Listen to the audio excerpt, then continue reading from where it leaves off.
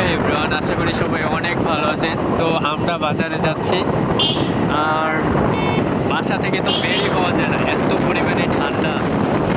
আমরা এখন মোটরসাইকেলে যাচ্ছি, মনে হচ্ছে যে আমাদের পুরো শরীর জুড়ে বরফ দেওয়া, এত বেশি ঠান্ডা লাগছে। বাতাস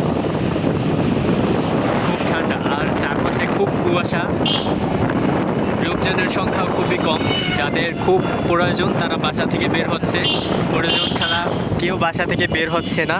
মাঠেও তেমন মানুষজন নাই, কৃষকের অনুপস্থিতি দেখা যাচ্ছে, এই আর কি। তো আমরা বাজারে যাচ্ছি, প্রচুর ঠান্ডা। আজকে সারা দিনে সূর্যের কোনো দেখা মেলেনি,